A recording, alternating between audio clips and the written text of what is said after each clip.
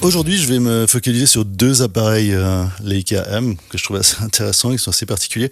Donc le M était censé vouloir dire, si je ne m'abuse en allemand, c'était Messersucher. C'était le fait que l'on combinait la fenêtre de visualisation pour le cadrage avec celle de la distance du télémètre.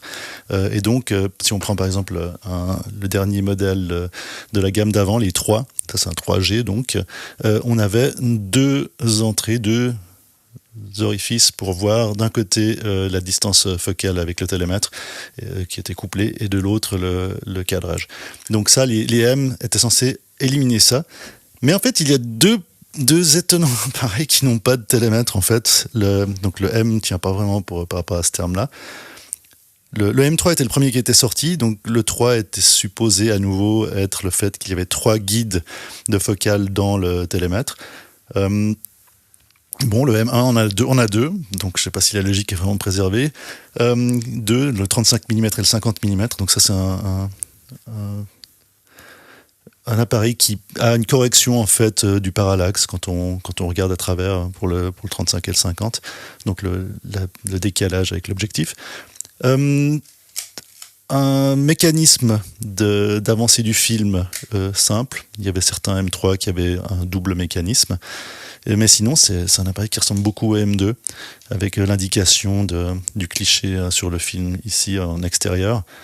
Et voilà, pas grand-chose de plus à dire par rapport à ça. Un bel appareil, comme tous les M, même construction. Le système de chargement du film, donc ça c'est un appareil qui était sorti en 1959. Il y a eu à peu près, en production, à peu près 9500 exemplaires produits. Avec, donc on met le film là-dedans, hop, on a la bobine traditionnelle pour mettre le film, pour l'accrocher le film, pour l'accroche. Et voilà, ça c'est une chose qui changera sur le MDA, qui lui a d'autres particularités. Ce qui était intéressant par rapport à cet appareil, en fait, c'était surtout un appareil qui était un peu bas de gamme, qui était censé être moins cher que le M3 et le M2, qui était déjà une version économique, voulue comme une version économique. Mais le M1 est un appareil qui commence à être assez recherché par les collectionneurs vu sa pseudo-rareté. Mais ouais, très bel appareil qu'on peut utiliser, donc même si on n'a pas le télémètre, on peut utiliser selon les optiques. Là, c'est une optique 5.6, 28 mm.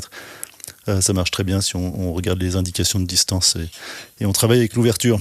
Le MDA, alors donc ça c'est dans les deux ovnis dont je parle aujourd'hui. Le MDA a carrément aucun viseur. Donc ce viseur à parallaxe qu'on avait sur le M1, là on ne l'a même plus. C'était vraiment un appareil qui était destiné à la technique à la base, pour le laboratoire. Là je lui ai mis un lomographie 28 mm avec, j'en parle dans une autre vidéo, mais qui permet de l'utiliser de façon assez simple en sentant quelle est la distance focale ici à l'écran. Un appareil, en fait les deux appareils, le M1 n'a pas besoin, mais le MDA on peut assez facilement lui adapter par exemple un viseur externe que l'on peut mettre là. Alors là, par exemple, je prends par exemple, pour ce cas-là, un viseur robot. Mais on peut mettre un peu ce qu'on veut. Donc on pourrait très bien l'utiliser comme ça. On peut même envisager d'utiliser un viseur avec télémètre si on veut. Mais ces appareils n'étaient pas vraiment destinés à ça à la base. C'est des appareils qui se ressemblent beaucoup, là, donc, comme je le disais. Le MDA, par contre, qui a été produit entre 1966 et 1976, est basé sur le M4. Il y a eu à peu près, je crois, 15 000 de produits. Et donc, comme il était basé sur le M4, une grosse différence, c'est qu'il a le système de chargement rapide qu'on trouve sur le M4, ici, où on glisse le film. C'est vraiment, pour ceux qui ont l'habitude, ça marche vraiment très bien. Mais sinon, pas beaucoup de différence. C'est vraiment un classique, si je mets les choses dans le bon sens. Ce qui était intéressant aussi, c'est que c'est un appareil technique. Donc là, ça c'est une plaque. Elles sont interchangeables entre le M1, 2, 3, 4. Le M5 avait certaines particularités qui ont fait de lui un peu le vilain petit canard, mais j'en parlerai dans une autre vidéo. Mais en fait, on avait des plaques aussi techniques. Donc là, je vais prendre un exemple de ces plaques techniques. Ces plaques techniques, en fait, avaient ce petit glis-glis là en bas. Et on pouvait écrire des choses sur cette languette et ensuite glisser la languette dans l'appareil. Voilà. Et ça se plaçait devant le film, et donc on pouvait avoir des indications sur chacun des clichés. Super pratique pour les laboratoires, c'était un peu le but.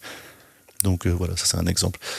Après, ces deux appareils mais principalement le MDA, on peut très facilement lui adapter un appareil, un système qui s'appelle le Tellit, et ça se transforme en réflexe. Donc là, on va voir ça directement après. Mais voilà, 2 appareils qui sont super intéressants pour de la photo de rue, qui commencent à être un petit peu rares, mais qui ont leur caractère. Et bien qu'il n'ait pas de télémètre, sont super intéressants. Là, c'est le MDA que j'ai adapté avec un Tellit, qui était un boîtier que Leica proposait pour transformer un peu leur boîtier télémétrique avec des optiques adaptées en une sorte de réflexe. Donc, on peut très bien, comme ici, créer une sorte d'appareil réflexe avec ces boîtiers qui n'ont donc pas de viseur télémétrique. Là, il y a un moteur, c'est un petit peu extrême comme construction, pour ce que j'ai fait là. Mais on avait donc un réflexe grâce à cet équipement, donc ce Tellit, vraiment l'équivalent d'un réflexe avec ces boîtiers, donc sans optique télémétrique à la base. Donc ça, c'est une option qui est relativement amusante.